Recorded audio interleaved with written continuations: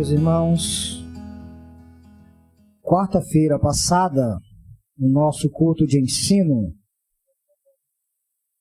nós iniciamos um sermão que tem como título A Vida Vitoriosa do Cristão.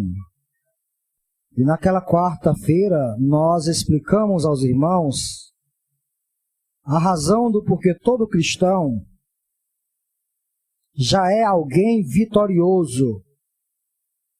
Por que a Bíblia aponta essa realidade na vida do cristão? Naquela feita, meus irmãos, nós explicamos aos irmãos que uma das razões por que nós temos que naturalmente nos sentir vitoriosos é porque nós agora estamos mortos. E como eu disse na quarta-feira passada, isso parece um paradoxo ou algo contraditório, porque a morte sempre implica em derrota. A morte, por essência, é a cessação da vida. Antes de existir o pecado, antes do pecado ser introduzido no mundo, os homens estavam vivos, não apenas tendo vida física, mas também os homens tinham a essência da vida, que era o encontro com Deus ou a presença de Deus. A partir do pecado, e foi exatamente o que Deus havia prometido, se você comer do fruto em que eu lhe proibi, você certamente morrerá. Em que sentido Deus estava dizendo aquilo? Logicamente que em todos os sentidos. Mas percebe-se nitidamente que principalmente era o sentido espiritual, porque ao comer do fruto o homem não morreu fisicamente, automaticamente. Ele foi morrendo aos poucos, ele foi se deteriorando, mas ali, naquele exato momento, aconteceu uma morte, chamada por toda a Escritura como morte espiritual. Logo, a partir do início do pecado sendo introduzido no mundo, todos estão mortos. E nós lemos o texto de Efésios capítulo 2. Se você quiser abrir comigo, fique à vontade, tá bom? Eu vou ler esse texto para que os irmãos entendam o que eu quero dizer. Diz o texto: vocês estavam mortos. Percebam que Paulo inicia o capítulo 2 com o verbo estar no passado. Paulo está apontando para uma época em que os cristãos ainda não tinham vida.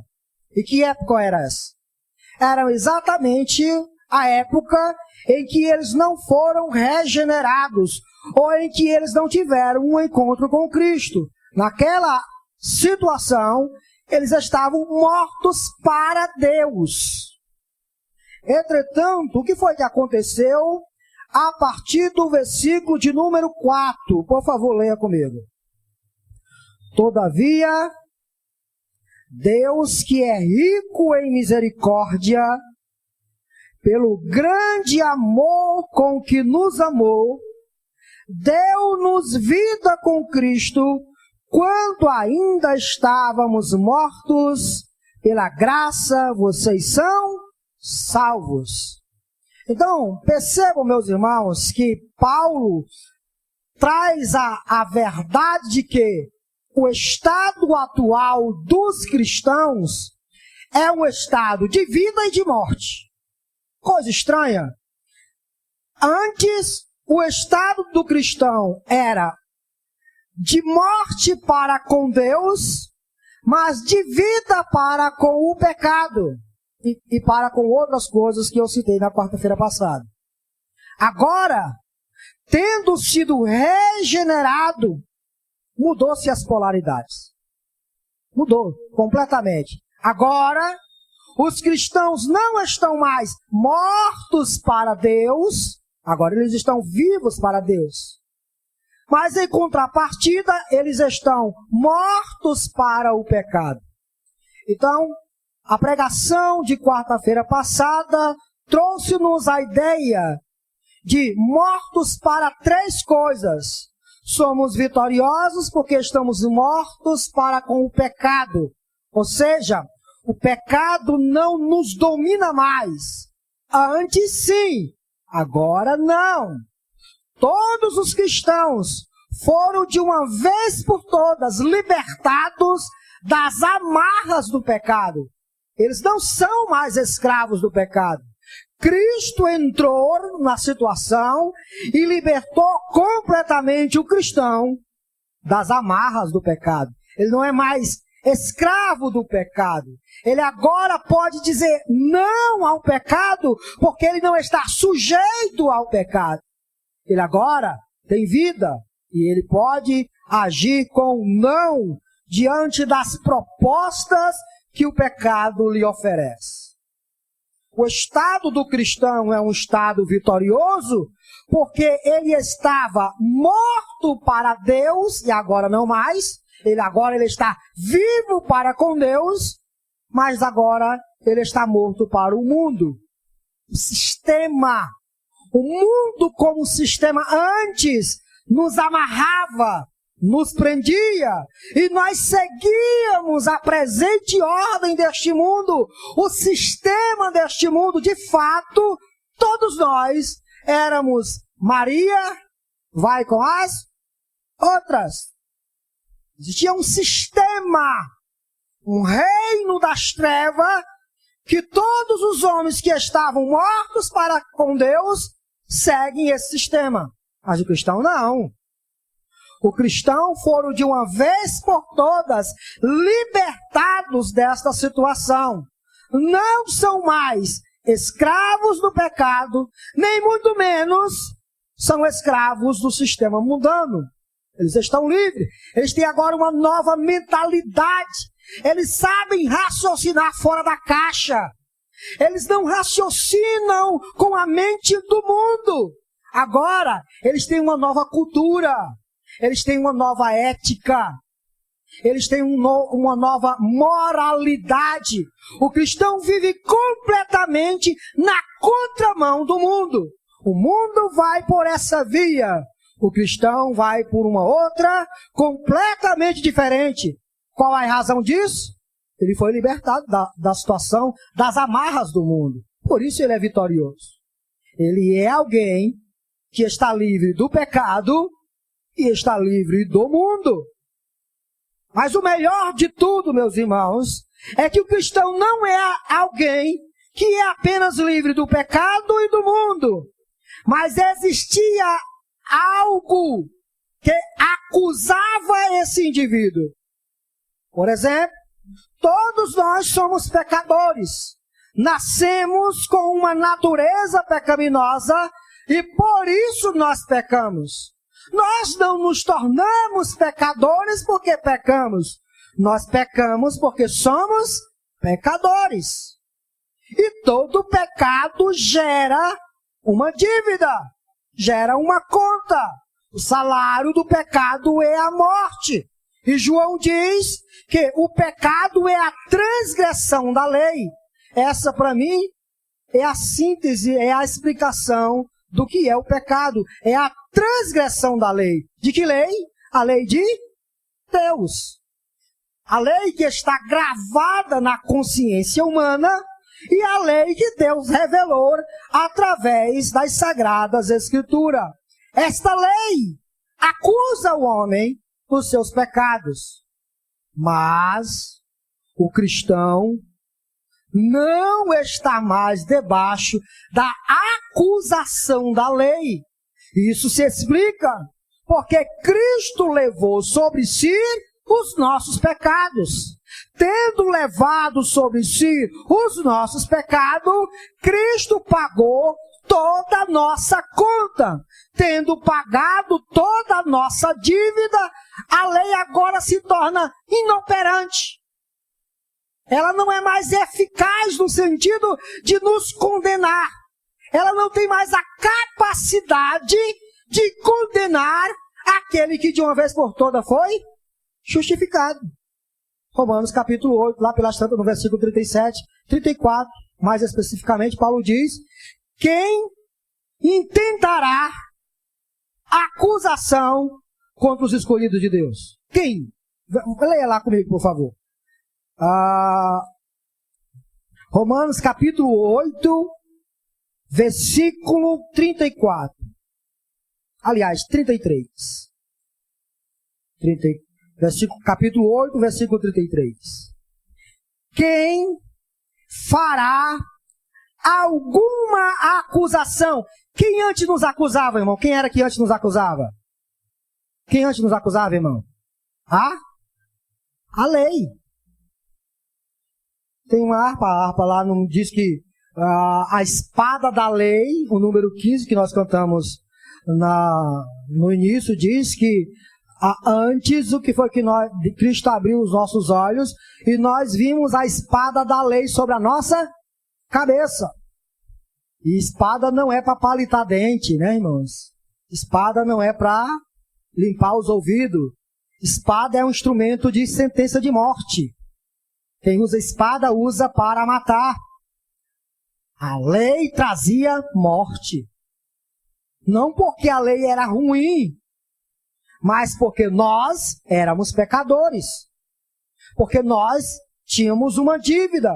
Porque nós cometia transgressão contra a lei. Transgredindo, a lei acusa.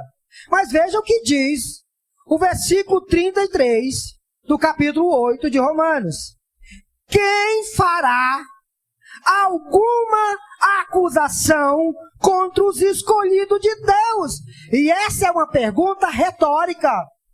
Paulo não tem nenhuma pretensão de que alguém responda essa pergunta. Quem faz uma pergunta retórica, junto com a pergunta, já tem a resposta. Ele já está dando a resposta junto com a pergunta. O que ele está querendo dizer é ninguém. Ninguém pode fazer alguma acusação contra os escolhidos de Deus. E por que razão? Qual é a razão do porquê o cristão não pode mais ser condenado pela lei? Porque Deus já o justificou. Olha a continuação do versículo. É Deus quem os justifica. Quem os condenará? Foi Cristo Jesus que morreu, e mais que ressuscitou, e está à direita de Deus, e também intercede por nós. E o versículo 1 do capítulo 8 diz: portanto, agora já não há condenação para aqueles que estão em Cristo. A lei não acusa mais. Antes, a lei era um instrumento de acusação. Antes, a lei servia como algoz para as nossas vidas. Agora não mais. Não estamos mais debaixo da maldição da lei. Gálatas diz isso. Cristo nos resgatou da maldição da lei. Que maldição era essa, irmão? O que a lei dizia a todos aqueles que transgrediam ela? Tem que morrer. Tem que ser condenado. Tem que ir ao inferno. Mas Cristo nos resgatou desta maldição, desta acusação. Por essa razão, todos os cristãos são vitoriosos. Eles podem encher o peito e andar de cabeça erguida, porque não são mais escravos do pecado, não são mais escravos do mundo, e a lei não pode mais os acusar, condenando-os ao inferno. Ela se tornou inoperante para esse cristão. Ô, irmão, que notícia muito interessante. Entretanto, a grandeza da obra de Cristo não termina aí, irmãos. O cristão não é apenas vitorioso porque está morto para o pecado, para a lei e para o mundo. Mas vejam, meus irmãos, que o pecado gerava uma dívida e uma reação da parte de Deus. O cristão agora não está mais sob a ira de Deus. E eu quero chamar vocês para João, capítulo 3. Tem alguém que talvez aí está dizendo, hoje está sendo estranho porque o pastor não está pregando num texto específico. Quarta-feira eu expliquei que não era uma mensagem expositiva, mas temática.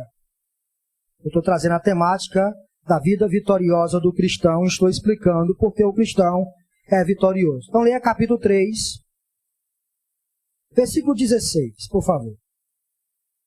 Porque Deus tanto amou o mundo, que deu o seu Filho unigênito, para que todo aquele que nele crer não pereça, mas tenha a vida. 18. Quem nele crer não é condenado, mas quem não crê, já está? Percebam aí, irmãos, a intenção do autor dizendo, olha, quem crê no Filho, quem foi libertado pelo Filho, já está salvo. Não pode mais ser condenado. Entretanto, quem rejeita o Filho está debaixo de condenação. E é interessante que, posteriormente, lá nos últimos versículos do capítulo 3, João vai falar sobre essa condenação. Vai explicar direitinho. Versículo 34 diz assim: pois aquele que Deus enviou fala as palavras de Deus, porque ele dá o Espírito sem limitações. 35. O Pai ama o Filho e entregou tudo em suas mãos. 36. Quem crê no Filho tem a vida eterna. Já quem rejeita o Filho não verá, mas o que aqui permanece sobre ele? O que, irmãos? Percebam. O Deus a qual nós servimos é um Deus. Eu sei que quem gostava de falar disso era Jonathan Edwards. Ele gostava de expressar, em um dos seus sermões ele citava essas frases. Mas o Deus que nós servimos é um Deus irado. Nós não gostamos disso. Os crentes moderninhos, os crentes de nossa época, os crentes de nossa geração, eles não gostam de ouvir informações como essa. Mas percebam que há paralelos aqui. Para alguns, a demonstração do amor de Deus. O amor de Deus está derramado sobre a vida daquele que crê, fazendo com que esse indivíduo seja libertado da maldição da lei, fazendo com que a lei seja inoperante para condená-lo. Entretanto, da mesma forma como esse indivíduo não pode ser mais condenado, existem outros que não creem. E porque não creem, eles estão debaixo de uma ira. O texto diz que sobre ele permanece a ira de Deus. Irmãos, eu imagino as reações que todos os dias Deus tem. Porque o pecado, nós é que muitas vezes tratamos o pecado como algo de menos. Entretanto, em todas as Sagradas Escrituras a gente vê como Deus trata o pecado. Como o pecado é horrível aos olhos de Deus. Diz a Bíblia que Deus é tão puro de olhos que não pode ver o mal, não pode ver o pecado. Que não há comunhão entre Deus e o pecado, entre a luz e as trevas. O pecado causa náuseas em Deus. O problema do homem, meus irmãos, não é simplesmente porque o homem está morto para Deus. Nem muito menos porque o homem segue o mundo, o sistema. Nem muito menos porque a lei condena este homem. O problema principal do homem, e escute o que eu vou dizer, não se escandalize o que eu vou dizer, que talvez você vá se escandalizar com isso, mas eu vou explicar. O maior problema do homem é Deus. O maior problema do homem pecador é Deus. Porque se o pecador pudesse continuar vivendo sua vida, morrer. Aliás, esse é o sonho de todo ateu. O sonho de todo ateu é que Deus não existe. Se Deus não existir, não existe moralidade.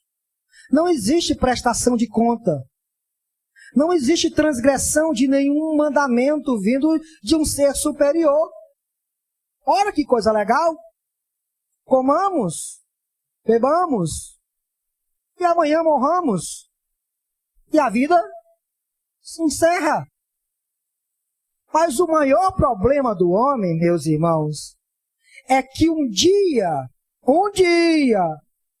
os homens irão se apresentar diante de Deus. Não de um Deus legalzinho.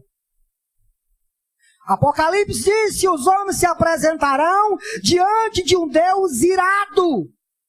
Diz o texto de Apocalipse que o Cordeiro agora irá despejar toda a sua ira sobre os impenitentes, sobre aqueles que não se curvaram diante de Deus Pai e da obra redentora de Jesus Cristo.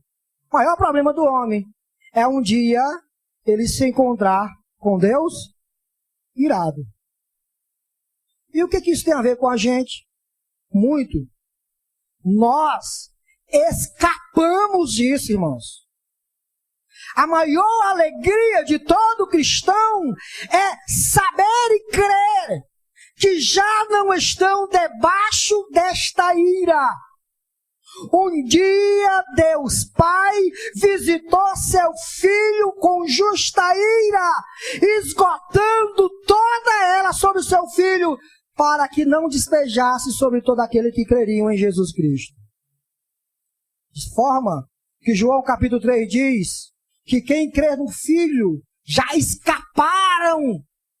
Quem crê no Filho já tem a vida eterna.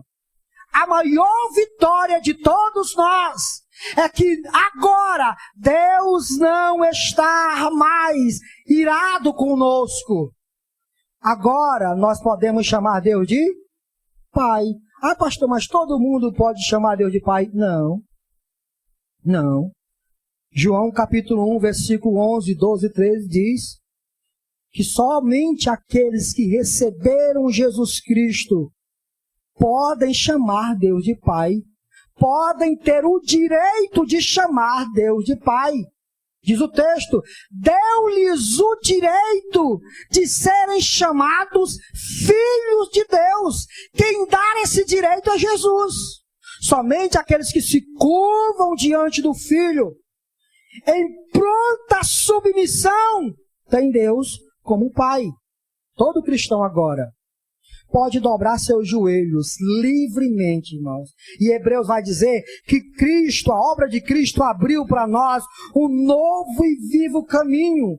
A realidade é que todos nós agora, aonde quer que estejamos, como estejamos, nós estamos diante da presença de Deus. Nós estamos diante do nosso Deus, não mais com inimizade, mas agora com amizade. Olhe lá, volte lá para Efésios, capítulo 2, e você vai encontrar qual era a nossa antiga situação. Olhe só, Efésios capítulo 2, versículo 1. Vocês estavam mortos em suas transgressões e pecados, nos quais costumavam viver quando seguiam a presente ordem deste mundo, e o príncipe do poder do ar, o Espírito que agora está atuando nos que vivem na desobediência. 3. Anteriormente, todos nós também vivíamos entre eles, satisfazendo as vontades da nossa carne, seguindo os seus desejos e pensamentos, como os outros. Éramos, por natureza, merecedores de quê? Merecedores de quê? De quem? De Deus. Por natureza, já nascemos debaixo desse estado de ira de Deus. Olha, irmãos, Paulo diz que se Deus é por nós, quem será contra nós? Ninguém pode ser contra nós. Ninguém é maior que Deus. Logo, essa confissão é verdadeira. Se Deus é por nós, quem será contra nós? Mas surge uma pergunta aqui no vácuo. Se Deus for contra nós, se Deus for por nós, quem será contra nós? Mas, e se Deus for contra nós? Onde vai dar isso aí? Pois essa é a situação em que estão todos aqueles que não se curvaram diante de Cristo. Essa é a situação daqueles que não creram com o coração e com a boca fizeram confissão para a salvação. Mas os cristãos não. Nosso coração foi completamente transformado. Que vitória nós temos, irmãos! Aqui e agora, temos a confirmação de Deus de que não estamos mais debaixo da ira. Olha só, irmãos. O que acontece quando Deus se ira? O que acontece? Romanos capítulo 1, leia comigo, por favor. Romanos 1. Versículo 18 diz: portanto, o que é revelado dos céus? A ira de Deus é revelada dos céus contra toda impiedade e injustiça dos homens. A ira de Deus é revelada dos céus contra toda impiedade dos homens. Pois, o texto vai já dizer como é que ela se revela. Pois o que de Deus se pode conhecer é manifesto entre eles, porque Deus lhes manifestou. Pois desde a criação do mundo, os atributos invisíveis de Deus, seu eterno poder e sua natureza divina, têm sido vistos claramente, sendo compreendidos por meio das coisas criadas, de forma que tais homens são indesculpáveis, porque tendo conhecido a Deus, não o glorificaram como Deus, nem lhe renderam graças, mas os seus pensamentos tornaram-se fúteis, e o coração insensato deles se obscureceu. Dizendo-se sábios, tornaram-se loucos, e trocaram, foi o que os homens fizeram, trocaram a glória de Deus, aquilo que pertence somente a Deus, por imagens feitas segundo a semelhança do homem mortal, bem como de pássaros, quadrúpedes e répteis. Foi isso que os homens fizeram. E é isso que os homens continuam fazendo. Você até pode dizer assim: mas eu, pastor, eu não me curvo diante de imagem, de escultura. Idolatria não se explica apenas se prostrando diante de uma imagem de escultura. Idolatria se explica pelo seu amor ao dinheiro, pelo seu amor ao bem, pelo seu amor a alguém. Quando algo ou alguém está entronizado no lugar que deveria ser de Deus, você trocou a glória de Deus por imagens feitas à semelhança dos homens. A ira de Deus se manifesta no céu contra esse tipo de impiedade, contra esse tipo de coisa. E quando essa ira se manifesta, porque um dia ela vai se manifestar de uma vez por toda. Um dia esse Deus vai despejar esta ira sobre todos os impenitentes. Mas até que essa agenda se cumpra, essa ira se manifesta em gotas hoje. Todos os dias essa ira se manifesta e ela é derramada bem pouquinho. Porque se derramar de uma vez, o que acontece com o mundo, irmão? Uma poca. Mas como é que ela se manifesta? Olha só. 24. Por isso, porque os homens são assim, quando a ira de Deus se manifesta, o que Deus faz é entrega aos homens aos seus próprios caprichos. Olha o versículo 24. Por isso, porque os homens fizeram isso, Deus os entregou à impureza sexual, segundo o desejo pecaminoso do seu coração, para a degradação do seu corpo entre si. Nunca se viu na face da terra uma geração tão imoral como a que nós estamos vivendo. Se nós dizemos que a nossa geração ela é imoral, isso se explica que nós estamos vivendo nos últimos dias. E Jesus Cristo disse que o momento de sua vinda seria semelhante aos dias de Noé. Comiam, bebiam, casavam-se, davam-se casamento, estavam um pouco se lixando para aquilo que Deus requeria para a vida deles. Se os nossos dias é semelhante a esse, isso explica que nós estamos vivendo os últimos dias. Nunca se viu uma geração tão imoral como essa que nós estamos vivendo. Há 10 anos, vou botar aqui. Há 20 anos atrás existia mais pudor, existia mais moralidade, existia mais respeito. Os relacionamentos, eles eram melhores dirigidos. Agora, as coisas são feitas à plena praça. Há olhos para todo mundo ver. Cultura cada vez mais mundana tem aumentado no nosso meio. Como se explica isso? Se explica porque os homens não deram glória a Deus, trocaram a glória que pertence somente a Deus e começaram a curvar-se diante de deuses que não é Deus. Por essa razão, a ira de Deus se manifesta em gotas, deixando com que o homem siga o seu próprio caminho.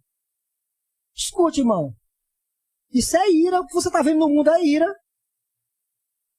Você olha para o mundo, você olha para as músicas, você olha para a nudez, você olha para tudo aquilo que o mundo oferece e você sente repugnação, você sente...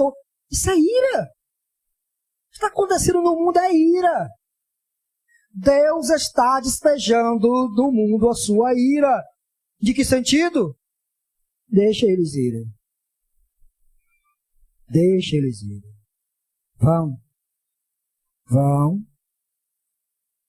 Vão seguindo o caminho de vocês. Um dia, a vaca vai pro brejo. Continua o texto. Por causa disso, 26. Deus os entregou a paixões vergonhosas. Até suas mulheres trocaram suas relações sexuais naturais por outras, contrárias à natureza. Da mesma forma, os homens também abandonaram as relações naturais com as mulheres. E pior, talvez eu posso ter até problema em ler esse texto aqui hoje, né, irmão? Nossa geração está tão complicada que talvez eu tenha problema de ler esse texto. Onde se viu isso? Nossa geração. Ira de Deus. Continua o texto. Da mesma forma, os homens também abandonaram as relações naturais com as mulheres e se inflamaram de paixões uns pelos outros. Começaram a cometer atos indecentes homens com homens e receberam em si mesmo o castigo merecido pela sua perversão. Qual é o castigo? Ira. Deus castiga esses homens que trocaram a sua glória por imagens feitas à semelhança dos homens. Deus os castiga, Deus os visita, entregando-os à sua própria sorte. Se você continuar lendo o texto, você vai ver uma lista de ira de Deus se manifestando. 28. Além do mais, visto que desprezaram o conhecimento de Deus, Ele os entregou a uma disposição mental reprovável para praticarem o que não deviam. Tornaram-se cheios de toda sorte de injustiça, maldade, ganância e depravação. Estão cheios de inveja, homicídio, rivalidades. Deixa eu abrir um arco aqui. Vocês viram o que aconteceu aqui essa semana, não foi? Abalou o Ceará todo aí. Indivíduo andando no meio da rua. De repente, 2 policiais vão abordar. E o cara toma um revólver e dá 2 tiros na cabeça dos policiais. Mesmo dia, eu estava assistindo a televisão, quando de repente aparece lá uma reportagem, uma mãe que parece que deixou a carteira do filho cair, e ela saiu, o filho pegou uma faca. Vocês viram isso? pegou uma faca, deu 40 facadas na mãe. Como se explica isso? Como se explica isso? Em que mundo nós estamos vivendo? A Bíblia diz, no mundo que estão experimentando a gotas a ira de Deus. Não vai melhorar não. Continua o texto. Olha só, estão cheios de inveja, homicídio, rivalidades, engano e malícia. São bisbilhoteiros. Nunca se viu tanta gente gostando de programa que fala da vida dos... Meu Deus do céu! À tarde, você pare toda a tarde para assistir televisão, muda canal. Muda canal, muda canal. Aí, é só vida dos outros. Aliás, nós até entramos, né, navegamos nisso, né? Porque os selfies, os outros saberem da nossa vida, bisbilhotar, pra que isso? Escute. Eu não estou generalizando as coisas. Mas o que eu estou dizendo é que nunca se viu uma geração para gostar tanto da vida dos outros. Como se explica isso? Ira. Ira de Deus sendo derramada a conta-gotas sobre a humanidade. São biblioteiros, caluniadores, inimigos de Deus, insolentes, arrogantes e presunçosos, inventam maneiras de praticar o mal, desobedecem a seus pais, são insensatos, desleais, sem amor pela família, implacáveis, embora conheçam o justo decreto de Deus de que as pessoas que praticam das coisas merecem a morte. Não somente continuam a praticá-la, mas o que eles fazem? Prova. Não é assim que é o mundo hoje? O mundo vive assim, debaixo de ira. O mundo vive debaixo de ira, mas a maior alegria do cristão é que ele escapou disso, irmão. O cristão não está mais debaixo da ira de Deus. Tanto é que Deus não deixa o cristão seguir o seu? O seu? Deixa não. Hebreus capítulo 10, abra lá. O que vai acontecer com o cristão se ele quiser dar só uma olhadinha? O que acontece com ele? Capítulo 12 de Hebreus. Capítulo 12, versículo 4. Na luta contra o pecado, vocês ainda não resistiram até o ponto de derramar o próprio sangue. Vocês esqueceram da palavra de ânimo que ele lhes dirige como a filhos? Meu filho, não despreze a disciplina do Senhor, nem se magoe com a sua repreensão. Por quê? Porque o Senhor faz o quê? Olha só. Para aqueles que estão debaixo de ira, o que Deus faz com eles? Vamos lá, irmão. Romanos capítulo 1. Para aqueles que estão debaixo de ira, que trocaram a glória de Deus e se curvaram diante de imagens, o que Deus faz com eles? Entrega a eles a sua própria sorte. E cada vez mais eles, cavando buraco, vão para o fundo do poço. Entretanto, o cristão que já escapou disso, o que acontece com ele? Olha só. Meu filho, não despreze a disciplina do Senhor, nem se magoe com a sua repreensão. Por quê? Porque o Senhor disciplina a quem ele e castiga todo aquele a quem ele aceita como? Suportem as dificuldades, recebendo-as como disciplina. Deus os trata como filhos. Ora, qual é o filho que não é disciplinado por seu pai? Se vocês não são disciplinados, e a disciplina é para todos os filhos, então vocês não são filhos legítimos. Olha como o autor aos Hebreus explica a tribulação de muito crente. A tribulação de muito crente. A gente quer dar uma resvaladazinha no pé lá no mundo. Peia nele. O coração fica atribulado. Ele dá uma experimentadazinha lá, a mente fica dilacerado, ele não consegue sentir paz. Ele até vai lá pro meio, aí ele olha para tudo e diz, em que lugar é esse que eu tô? Não sente? Paz. Não tem paz. Quem faz isso? Deus. Disciplinando ele. Continua o texto. Se vocês não são disciplinados, e a disciplina é para todos os filhos, então não são filhos legítimos, mas sim ilegítimos. Além disso, tínhamos pais humanos que nos disciplinavam, e nós os respeitávamos. Quanto mais devemos nos submeter ao Pai dos Espíritos, para assim vivermos. Nossos pais nos disciplinavam por curto período, segundo lhes parecer melhor, mas Deus nos disciplina para o nosso bem, para que participemos da sua santidade. Nenhuma disciplina parece ser motivo de alegria no momento, mas sim de tristeza. Mais tarde, porém, produz fruto de justiça e paz para aqueles que por ela foram exercitados. O que Deus faz com os seus filhos, irmão? Deixa eles?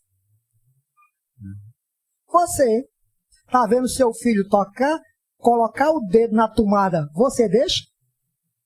Não. Você impede. Deus,